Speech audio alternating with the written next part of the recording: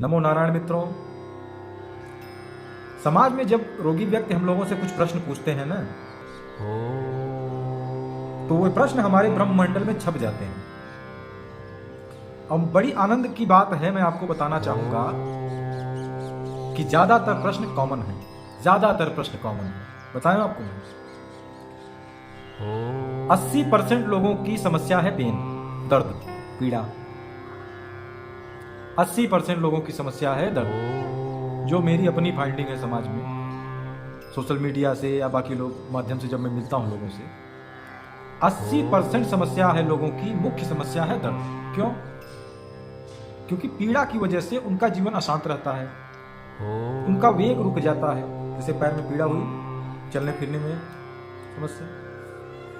आज मनुष्य अपने स्वास्थ्य को बिल्कुल स्वस्थ के स्तर पे नहीं, बीमार नहीं है इस स्तर तक भी चाह रहा है कि कैसे भी मिल जाए। बीमार होंगे ही नहीं, ये कॉन्फिडेंस तो बहुत दूर की बात रह गई है।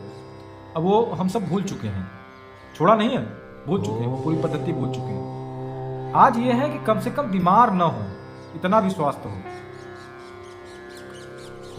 इस स्तर पर जो मुख्य सवाल है लोगों का ना, वो है पीड़ा। और पीड़ा में भी विशेष तौर पे जोड़ों से जुड़ा हुआ दर्द, जैसे उंगलियों के जोड़ में दर्द, हाथ के कहीं किसी जोड़ में। अब इनके सवाल में ना एक चीज छिपी रहती है।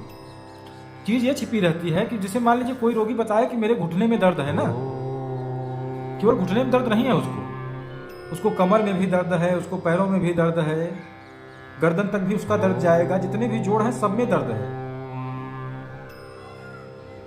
क्योंकि बीमारी उसको संधिवात की है, तो सभी संधियों में उसका असर रहेगा। जिन संधियों की आवश्यकता अधिक है उनमें व्यापक रहेगा। बस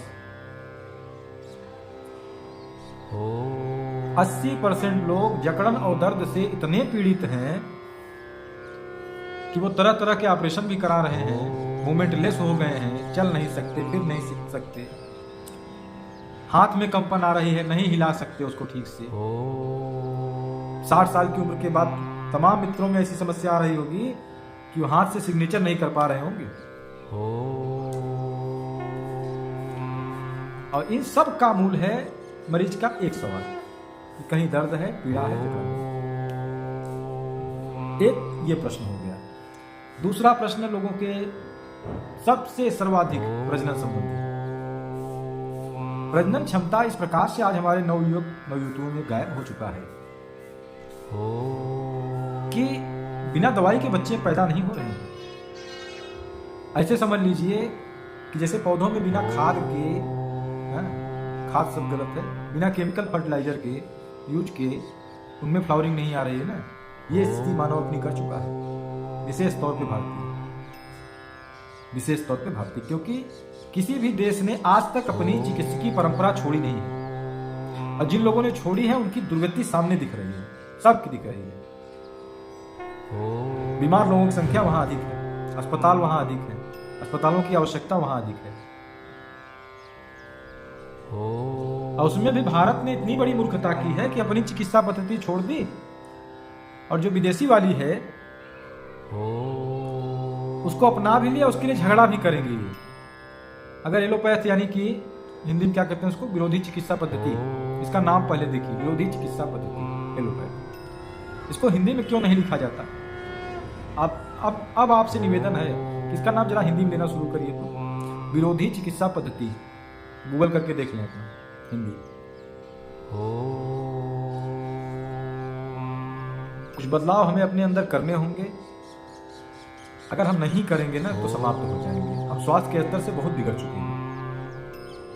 और स्थिति देखकर मुझे पीड़ा होती है कि पहले गांव में कोई एक रोगी व्यक्ति होता था, और रोगी के जीवन का अनुकरण करके कोई और रोगी न होने पाए तो रोग होने पर उसको गांव निकाला अथवा वैद्य के घर भेज दिया जाता था। वैद्य को दी जाती थी संपत्तियां राजे द्वारा, वहां पर वो जो है उसका उपचार आदि करता था। और ज्यादातर जो ब्राह्मण वैद्य थे इतने प्रकार विद्वान थे कि उनके घर तो लक्ष्मी की कमी नहीं रहती थी। विद्वान के घर कभी लक्ष्मी की कमी नहीं होती। तो स्वास्थ्य के स्तर से हमको अब ये समझना पड़ेगा कि कितना नीचे जा चुके हैं। हम इसको सुधारेंगे, सुधार लेंगे, सुधर जाएगा, ये सब बहुत दूर की बातें हो चुकी हैं, वो उसको भूल जाइए। अब वो समय नहीं रह गया है। अब गांव में एक मरीज जो नहीं मिलता था, वो घर में प्रत्येक व्यक्ति मरीज बन चुका है और सबको कॉमन सी दवाइयाँ हैं।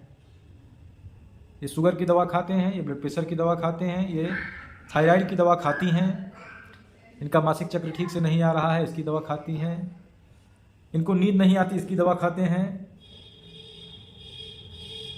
बस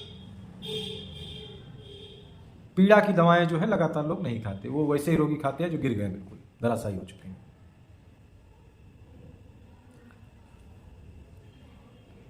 वैसे पीड़ा की दवाई जिस स्तर पे हम लोग खा रहे हैं, हमारे पूर्वजों ने बड़ी मेहनत की थी इस शरीर पर, जो इसको इतना स्ट्रांग बना दिया, पता है?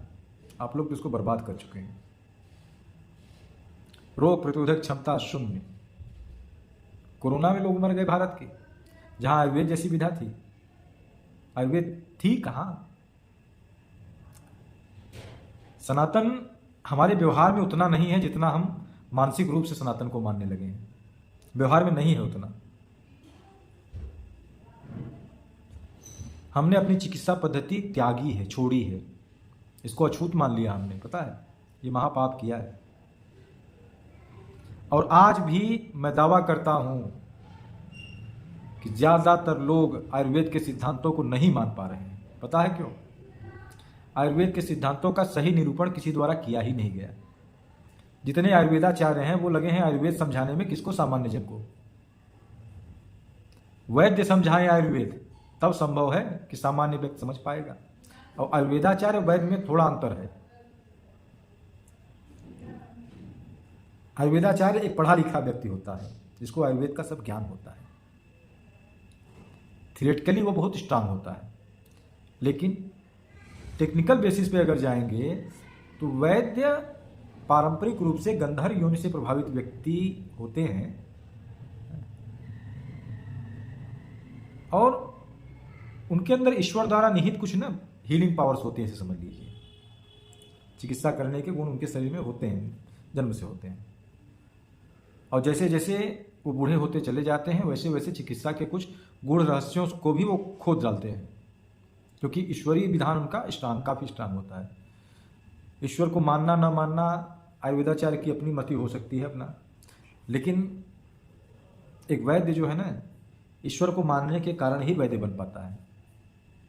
तो हमारे जो वैद्य हैं उनको बाहर आना होगा और उनको समझाना होगा कि आयुर्वेद क्या है।